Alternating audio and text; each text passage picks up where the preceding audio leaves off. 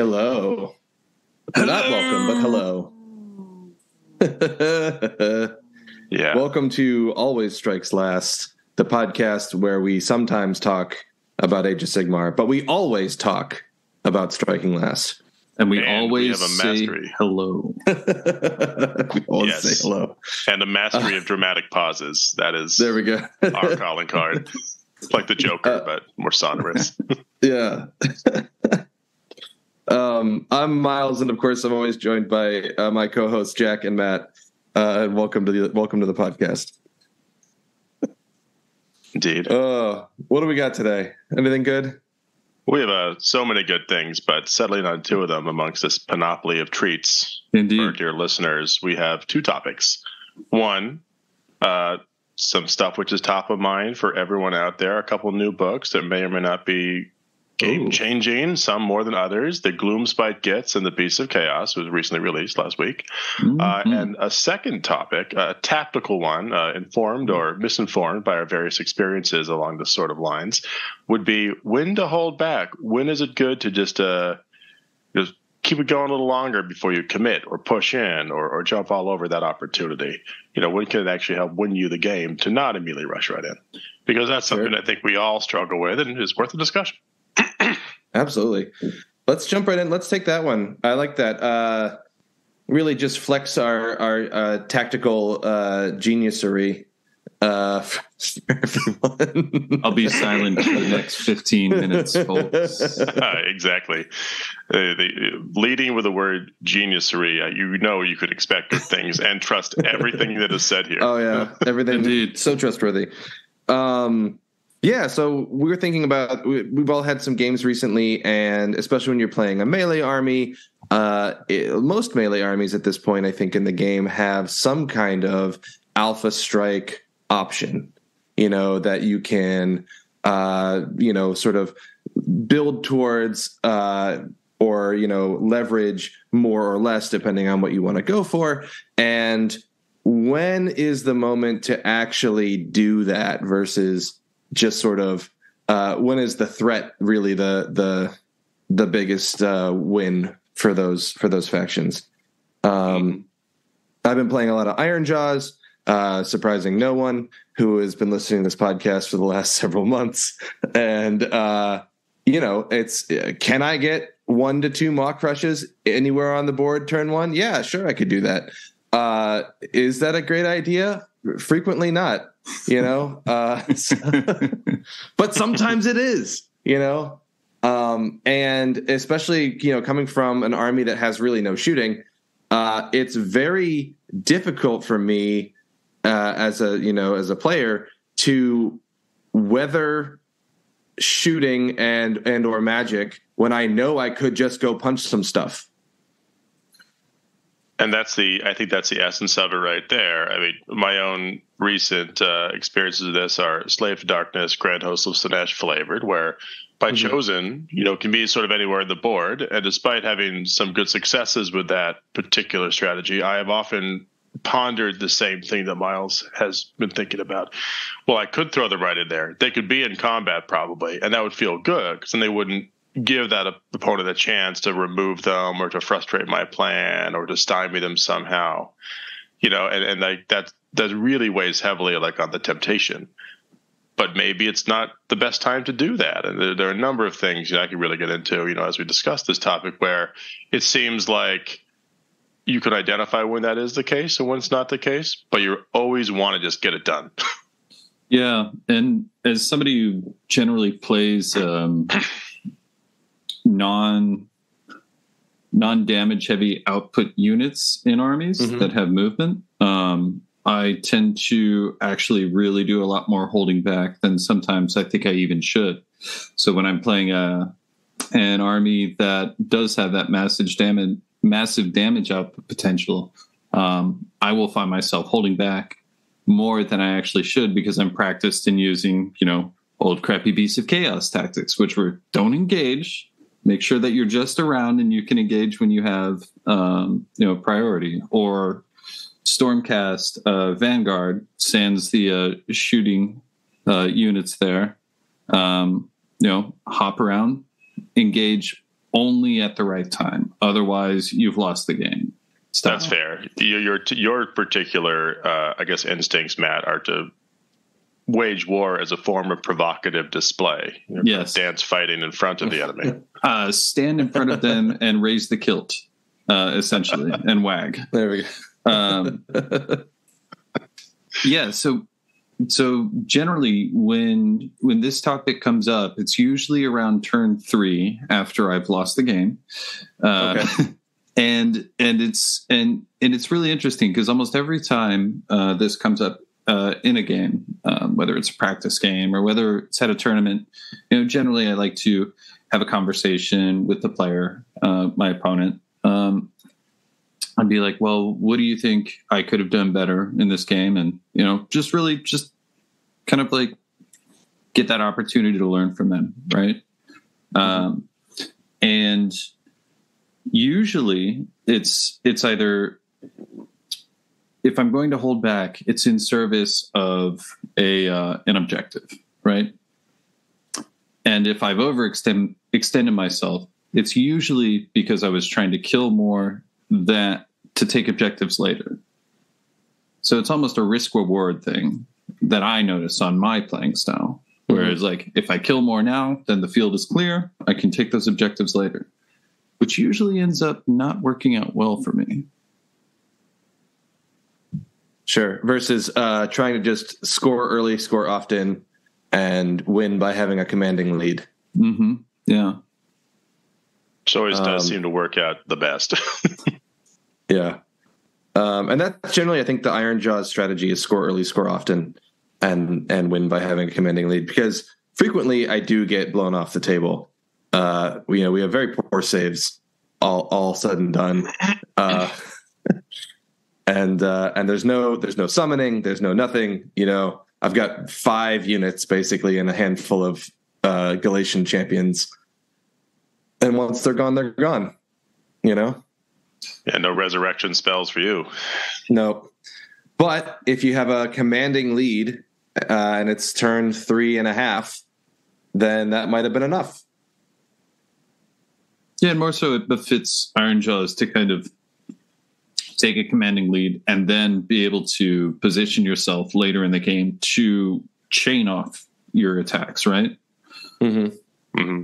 So I can see that being army specific, very good idea. Second turn is probably when you're making all your charges all at once. And maybe that's an interesting kind of thought experiment around this. I mean, let's take the Iron Jaws you've been playing, Miles, as an example. Mm-hmm. I mean, you want to score early, score often. So obviously it's a game about points. You might die because you have some fragility. And that kind of starts weighing your temptation with the Maw Crushers. Like, do you throw them in there, like, a couple torpedoes, help you destroy everything so they can't whack you back? Or do you, position them to score some points, to create a threat they have to respond to? I just hope that they can't respond to it adequately enough, or that gets them out of position or whatever. I mean, is that sort of the tension that you run into with it? Is that where it comes down for you? Yeah, exactly. And even more so as I've been trying to, adapt to this new GHB where we're trying to have more, I've been trying to play more with the foot boss, and having a retinue and having more brutes and more ard boys and that kind of thing. There's a real temptation to be like, all right, turn 1, how far can I possibly move? Scooch him forward. Like, get for everybody at home, I just made a little pushing gesture. It was very cinematic. Very, very emphatic even. Yeah. But because frequently I don't outdrop people.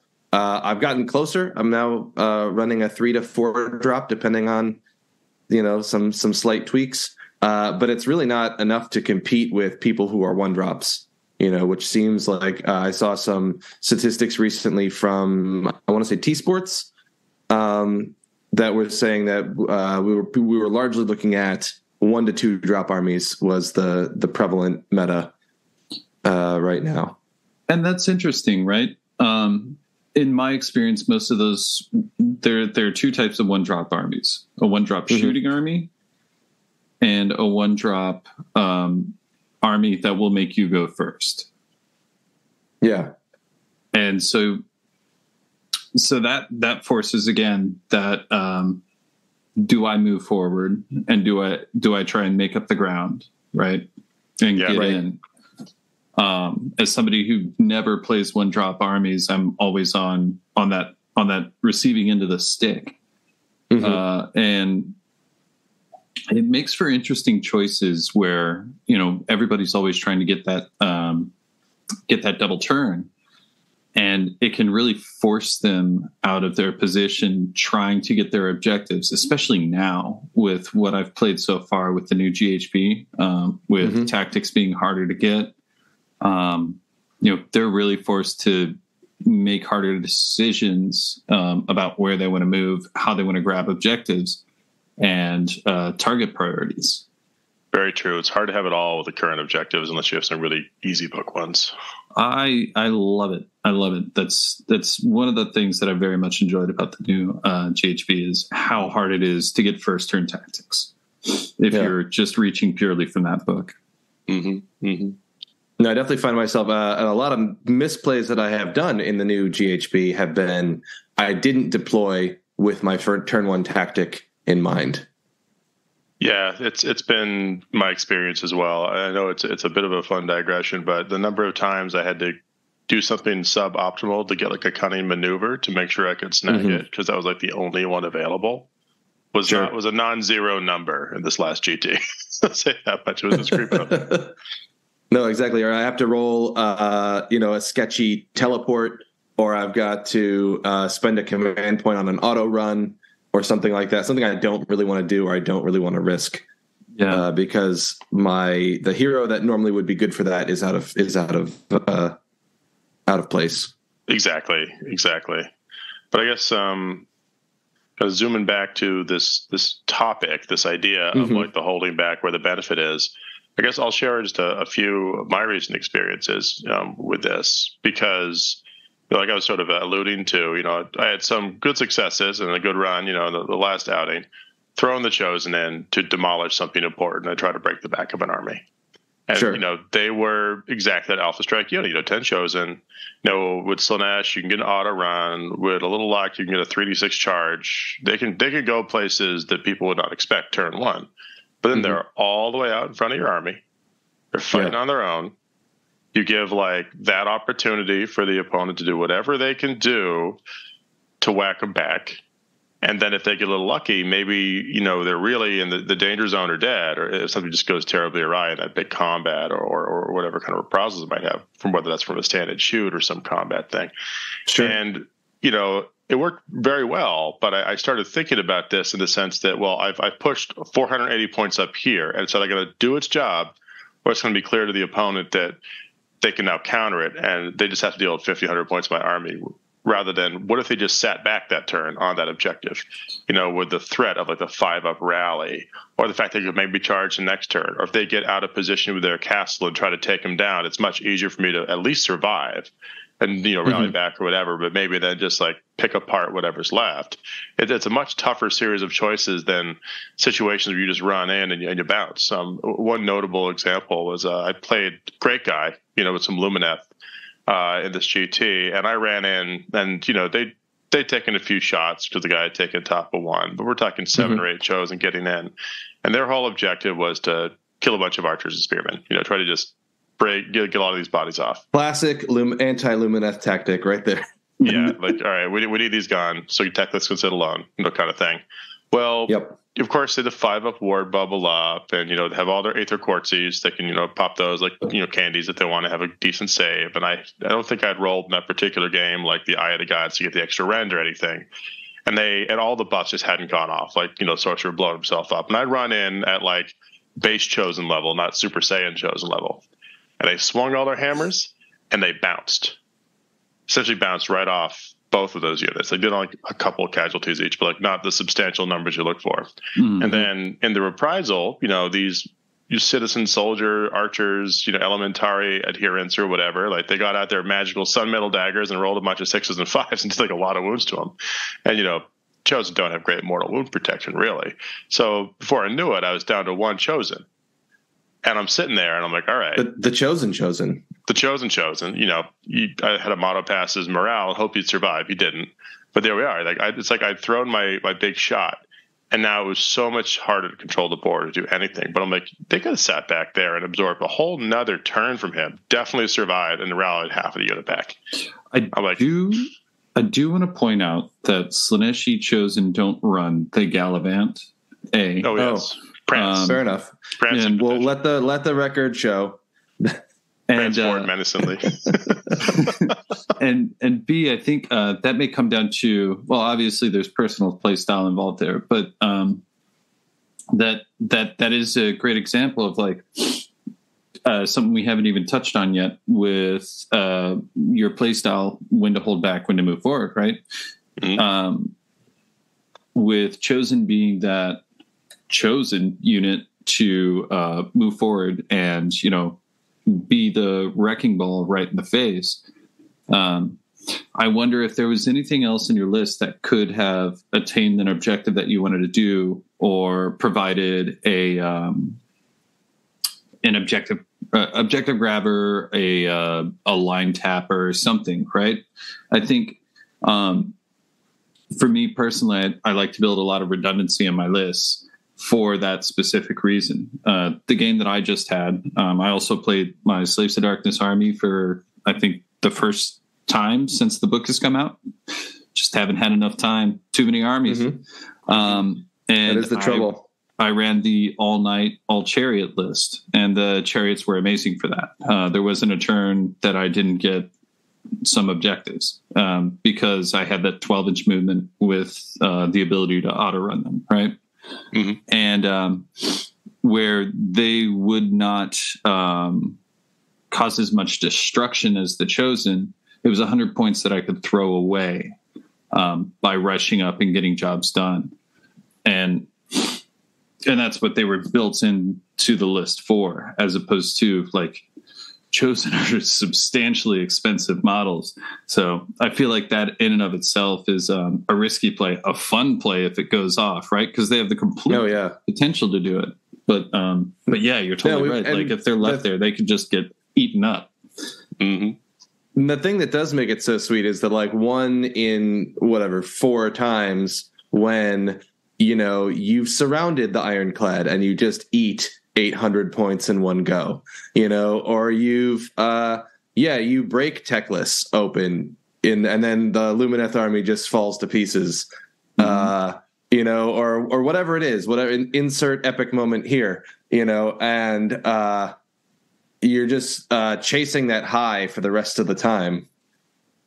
That's such a good point. Or with your Maw Crusher, you throw the Maw Crusher in and he just kills everything. Everything bounces off of him and the army crumbles because you've chained a lot of attacks to get to some impossible position. But then there are the times it bounces and it's much easier for your opponent to solve the puzzle at that point. You're absolutely right.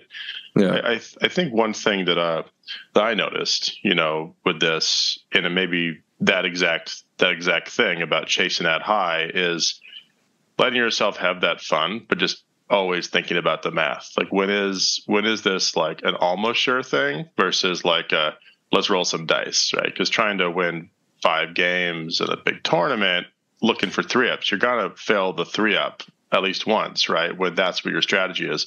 Hopefully, the slight advantage means you crush them.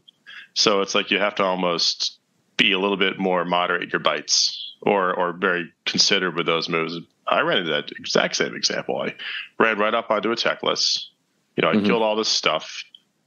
He was sitting there with 6 wounds. Couple saves, reasonably more failed. He could have been 0 wounds. Done game. Great. Totally different result, but you can't bank on it. And that's how I think about the overcommitting. It's every time, you throw that model in, and maybe it's a good thought exercise to say, okay, it worked out or it didn't. What would have happened if I hadn't? What else could I have done? What would they have done to me? And what could I have done the next turn? Not even on a double, just reasonably. And if that's still something great and guaranteed points, it's probably always the less sexy but very fun play. Notably, we're not allowed to do that in Hedonite Slaanesh Land. We always choose the sexy play. Always. Sometimes, part of our religion. The sexy play can be, holding in anticipation, right? That's true. Edging is a thing. No, but on the complete opposite end of that spectrum, like that's one of the reasons I tend to play like the lower tier lists, right? Is because like I've learned that I will just chase that high right away. If I have something that will destroy everything in sight, I'll just be like, okay, we'll always be able to do that. And so like the easiest way for me to beat that is to never expect anything from the models. And pure so denial of potential.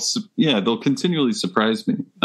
Twin Souls out of Hedonites being that one that has consistently surprised me because you never expect anything from it. I would agree with that one. They're so fun, especially last GHB with the 3 damage. I didn't even need it. 2 damage is enough with the amount of dice that they were rolling. But it's true. I found more often than not that my dice will fail me at every single opportunity. I think your build definitely and your army choices. That was one of the things that I noticed in my game, my games last night with Charles against the new Gloomspite. And I'm running that, hyper elite all knights, all chariots list was, your army choice really matters. If you're playing a hyper aggressive army that can throw out damage, it's really not good to not capitalize on those points where you can use your movement and your damage output to really just eviscerate things before they start building up steam, right? Mm-hmm. Yeah, I suppose that's true, right? Because there is a tension there. You have a Mock Crusher. You have a 480 point unit chosen. If you aren't whacking something with it to death and capitalizing on it, maybe you're missing out on their opportunity and it's costing you because they're not doing what they're doing. But I guess it's a bit of a tension, right? Maybe sometimes sitting on the objective as much as that could be done by 10 on gore or a single character is what's needed to be done. So it's push and pull, but that's a really good point. Well, I think this topic is a pretty good one. We could probably go on about it forever. But what do you guys think about moving on to some of these exciting new battle tomes? Well, I think they are very exciting. I think Miles and I have had some experience against Gloomspite. I got my first crash course against them last night with my own army models, no less. Nice. Insult to injury. Oh my! Yeah, salt in the wound.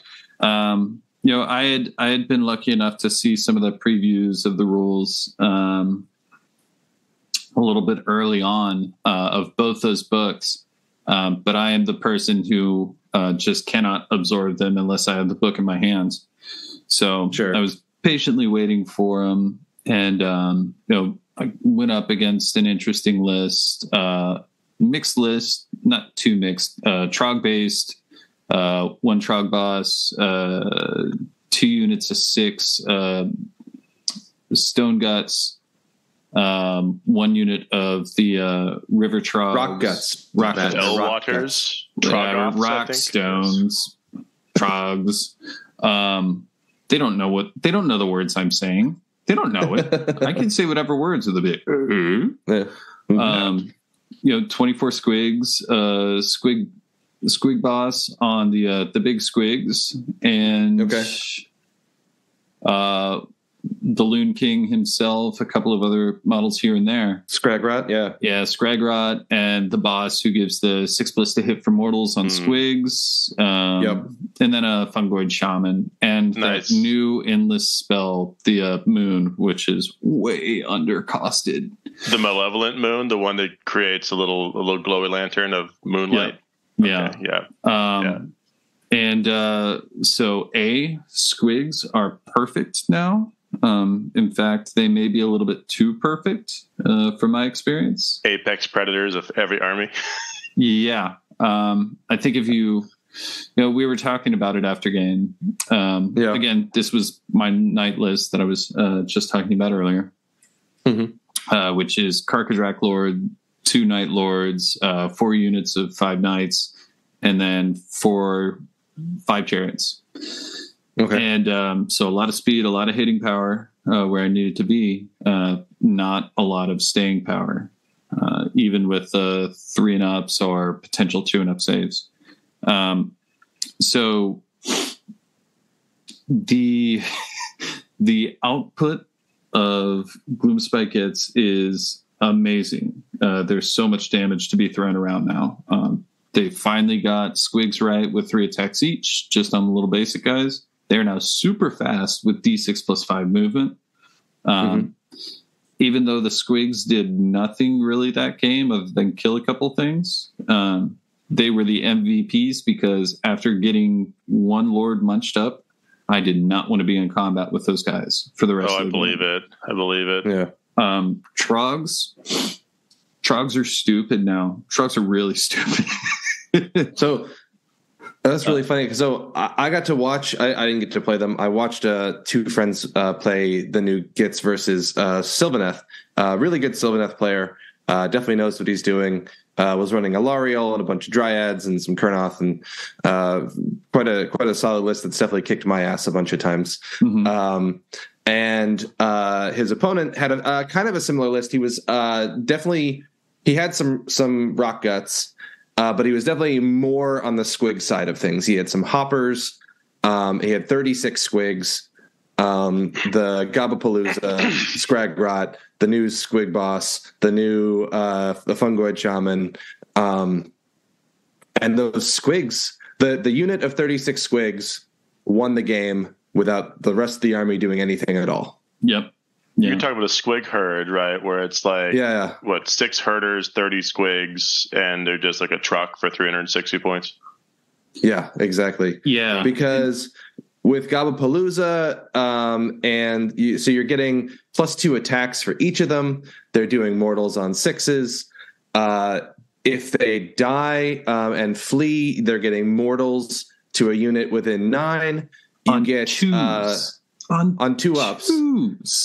You get 6 D3 squigs back in your hero phase every turn. And if the whole unit gets wiped on a rerollable 4-up, you get it back at half strength for free, ready to roll. Yep, and the Gabapalooza can actually make them Ren -2 if it wants, which makes them even more terrifying on those 3 attacks each. Yeah. So, quick aside on that Gabapalooza business. I think for me that might be the scariest unit in the book. I know like the squigs are really rough, but that just give a unit Ren -1 when it's not unique, and they can also come back themselves. So they're kind of weirdly durable. I feel like I was thinking about stuff you could do with that book, and one that just I kept coming back to was, okay, I take a bunch of error boys or shooters or whatever, right? They double their attacks above 20, so you have a horde of them, and you just take 2 or 3 Gabapaloozas, and so now you have Ren -3 arrows in that unit because you can stack that. Yep. Yeah. So like, what can stop that? Yeah, tell me that. there's a lot of things going on in the book. I think one of the units that I haven't seen yet, I still need to put mine together because they were kind of worthless for my spider army or my squig army beforehand. But now that they've erased the keywords and we have proper goblin soup, the Loonsmasha fanatics now have a place in almost any army with just being able to add an extra attack on anything. Oh yeah, are those are the ones with the puff balls, not the. Okay, yeah, yeah. So being able to add those in, I think the way that I'm going to write my list, and I'm going to lean into spiders because honestly, after playing, and I rolled beyond poorly. There were two Knights charges. That goes without saying, Matt. Yeah, that's 16 attacks each at -2 rend, right? 2 damage each.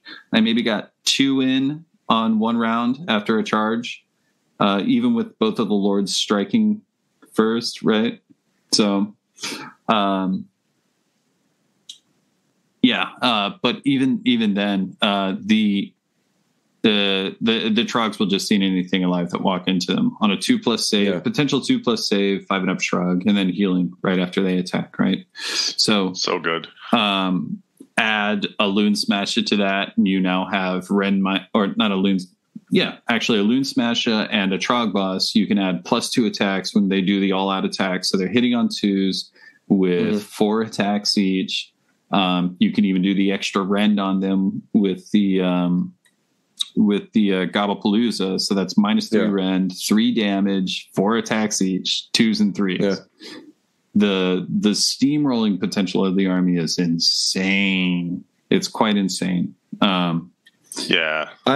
I am definitely anticipating seeing a points increase for these guys in the near future. Yeah, it's just because it's expected. And I don't think, well, because the sort of the GW model, and I don't know if you guys have noticed this as well, but the model for new books seems to be you have a book, right, and then it gets pointed when the book comes out, and then as those rules get stale, as other things happen, the edition changes, whatever, you get points decreases and points decreases and points decreases pretty much until you have bargain bin units because they have poor rules. Mm-hmm. And then they get a new book and the points all go back up. And I don't think the Gitz really got any major points increases. In fact, I saw some that got significant points decreases. That's true. As a whole, the army is pretty undercosted. And they were the bargainist of the bargain bins armies, so just to be like right out of the gate because they'd been in such a poor spot. Well, and the only thing that actually feels fairly costed is the big squig models. So the giant ones, those I think are 370. Yeah. The manglers. Yeah.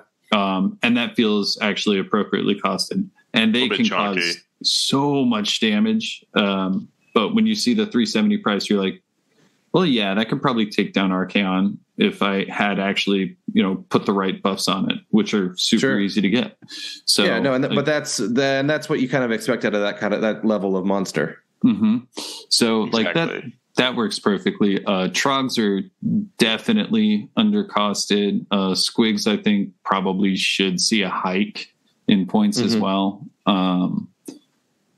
The army is extremely good. We were talking after our 2 games and going like, okay, so what has the tools to beat this army as it stands now? And we were kind of at a loss because we were going through my cabinets and I have like 14 armies, 14 different styles. Sure. So I'm walking to each one and I'm like, what about this one? What about that? Nope. We're just crossing things off the list. And like trying to figure out what the actual approach against them would be. And it's just such a solid, well-rounded army now that they've erased the keyword divisions up, right? Mm-hmm. I think the only thing that they're going to be able to do is increase the points. So we're going to see a really sharp rise of awesome Gloomspite, and then it's going to go bam back down. Yeah. It's. I think you're probably right about that, Matt. But just thinking for a second on who could deal with them as they are right now. Who actually has that toolkit? I'll throw out just a couple predictions that I think are interesting. I want to see how they play out in terms of who can just stop the Gitz train.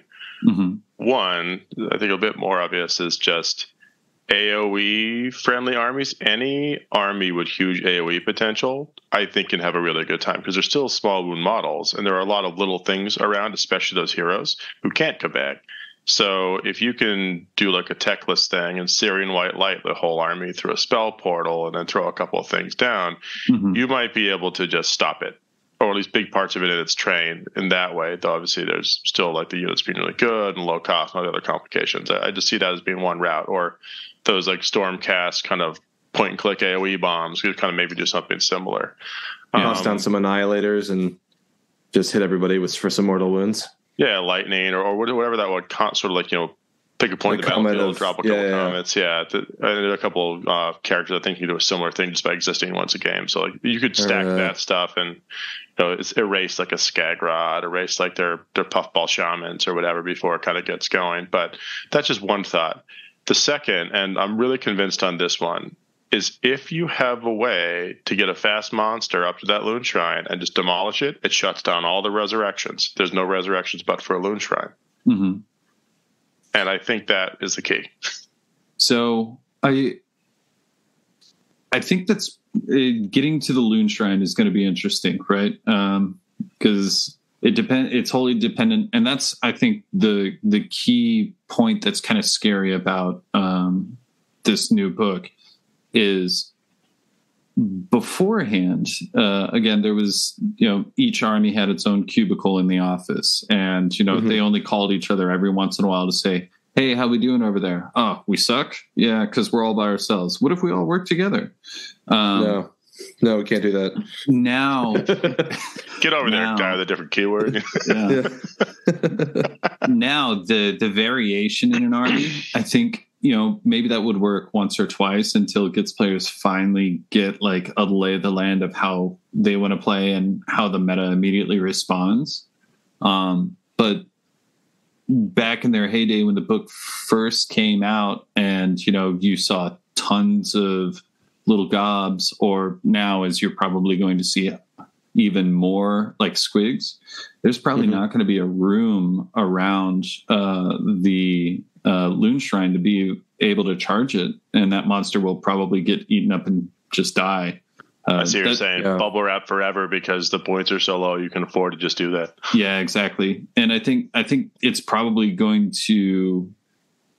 I think the AOE thing is actually a really good point. Like Croak would absolutely demolish that list. That would kill Scragrot right away, right? One of the things that Charles did. Can we talk about Scragrat? Sorry, just as like a complete interjection. I was going right there. The man got better and went down 100 points. So 160 points, yeah. Yeah, he is a Lord of Change level caster now. And his spell 160 points. Vicious. His spell is super vicious. It's better than any of those others. Like, it's better than a Lariel spell. It's better than the Lord of Change spell. And he's, again, bargain basement points. Well, there is one glaring problem with bringing him in any list against an army that shoots. And that's that he's a unique character. So he can't. He's not a Galatian champion. Yeah, so he can't be put in anything. If you have any decent shooting, like Stormcast with long strikes, are going to take him out fairly quickly. Like he does have a pretty serious ward, though, doesn't he? 4 up, I think. Yeah, that's pretty decent. That's just enough that you really have to put some work into him. Which I 5 wounds, is that right? 5 wounds total on him. Six wounds, 5 up normal save, 4 up ward. Okay, I would expect him to, be the linchpin of many lists because he can control the moon, right? That's super important because you need the moonlight to get the 4 up rally. Otherwise, you're back to 6 ups. Right. So I also expect him to be a massive target then. He's really good. Oh man, he's so good. He's very, very good.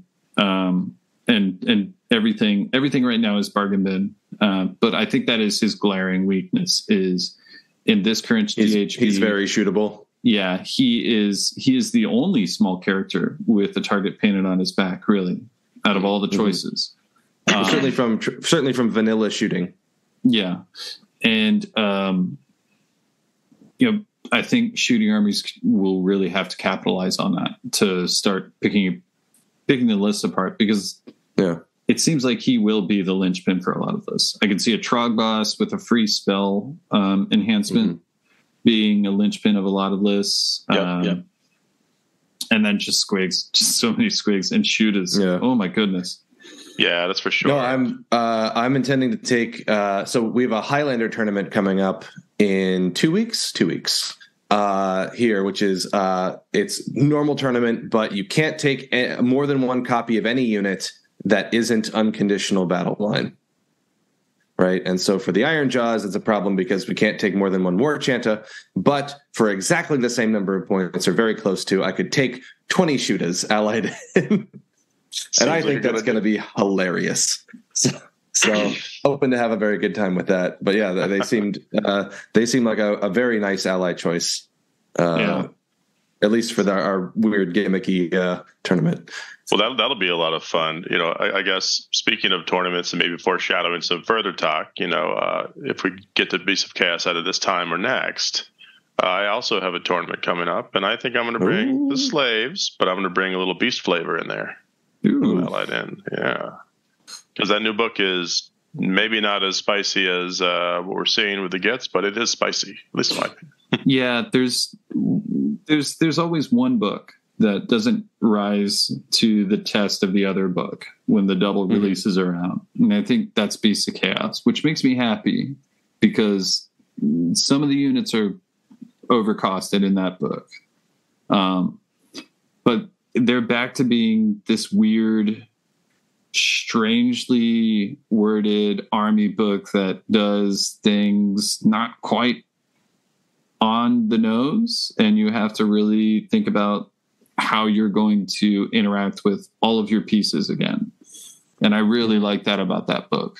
Same. It's fun. It's fun. They all got more expensive, but a lot of them got way better in terms of war scrolls. So they all have something they can do now, which is actually interesting. Yeah. I think my only sadness is losing my Dragon Ogre hero movement. That's the only sadness that I have. That was so fun. Mm-hmm. Mm-hmm. What movement are you in the movement phase? No, I'm just moving. I'm just moving right now, and you're in the hero phase. Because like we do. Don't worry about it. It's okay. We'll come back to the movement phase in a sec. Yeah. Let's move on to Beasts of Chaos. Sure. Maybe a faint glimmer, and then we can get a nice, fun recap from your allies in. Absolutely. We can, of course, kind of elaborate in the beast next time to give our listeners a little teaser. Yeah, but sure. I think that high level, from what I'm seeing, beasts get more expensive.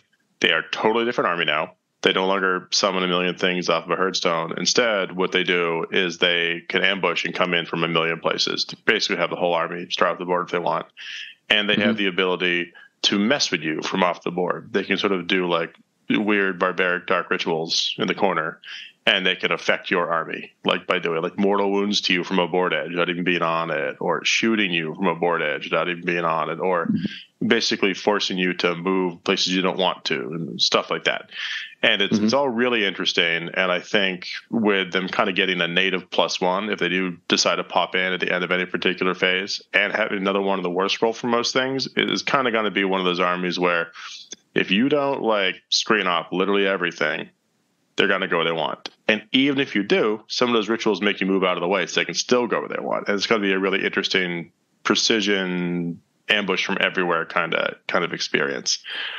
On the war scroll side, cool things, really cool things. For instance, Ungors went from being patently useless to now they can retreat, kind of like Skaven, if you activate with them, which makes them a way better screen.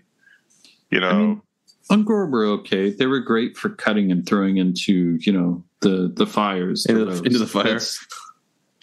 That was a great use case for them. Very true. But the difference between like, hey, I 80 points for a warm body to take a spear versus this could be slightly more frustrating for you is, for me, it feels like a huge thing. Look at the Gores. They can give ASL to anything they charge. Yeah, they just have to roll 3 up. Again, it's a lot of if-thens, right?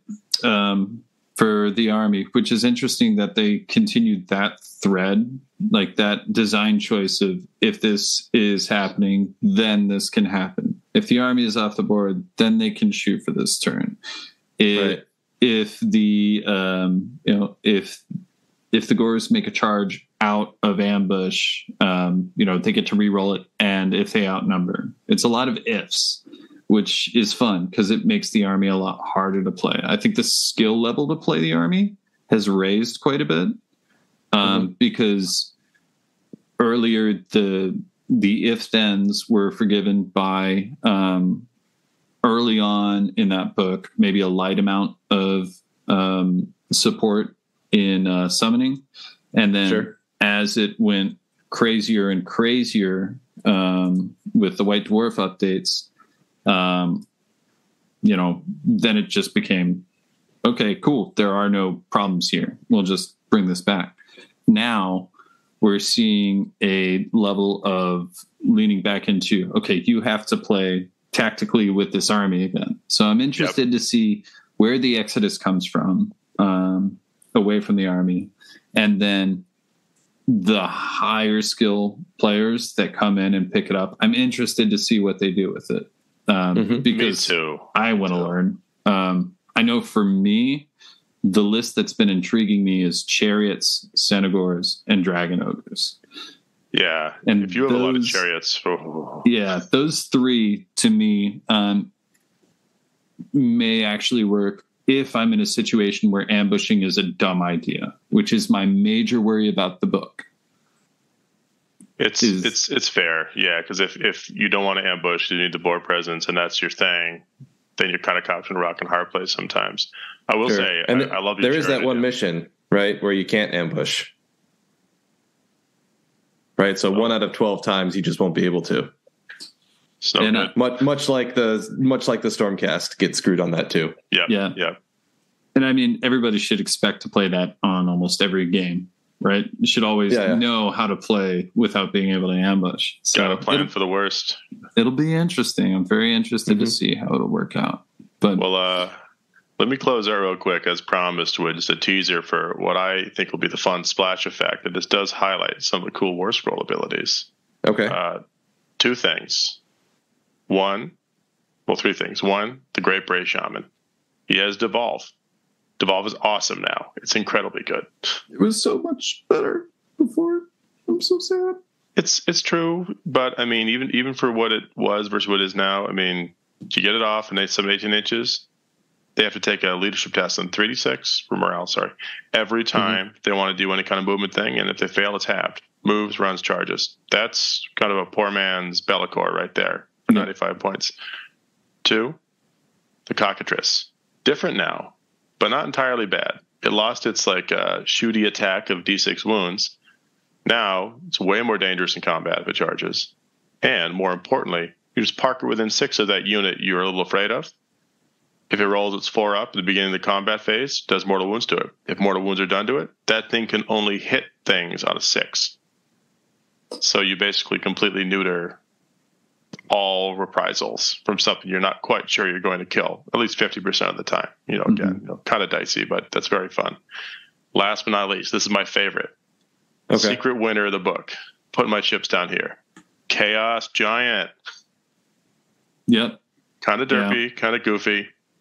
He's got the clip clops. He only has 3 fingers. Yep. He's okay monster fighter. He can be a little better near Beast of Chaos here, but that's not why I'm taking him. I'm taking him 1 because he's cheap at 145 points, and 2 because he can no longer trip over himself. He's instead gained a positive ability where anything he is fighting is so disturbed by him or grossed out or otherwise just bothered, they have -1 to their save. If you combo that with a roar, he is literally a 2-point shift in any armor and something you need to kill on his own before he does anything, which I would pay a lot of points for. Generally, yeah, he's that the updates to that model are amazing. I never looked at that model before in my book. Never bought it. He just wants to show you his rock. He's like, guys, I got my rock. Like, that's too heavy. I have to take off my armor to lift it. Check out my rock. Back to the Dragon Ball reference, they got to remove their weighted clothes just so they can be more powerful to hold the rock. There we go. Well, he'll be making an appearance, dad bod and all, as he's sitting on my shelf from the bygone era. Yeah, perfect. I'm actually convinced I need to go and buy those models now, finally. Nice. Well, I think that is a good spot to leave it here. Matt's off to buy some models. Jack gets his list ready for his tournament. And I still have to contemplate what to do when I have a bunch of Ideneth about to shoot me from across the board.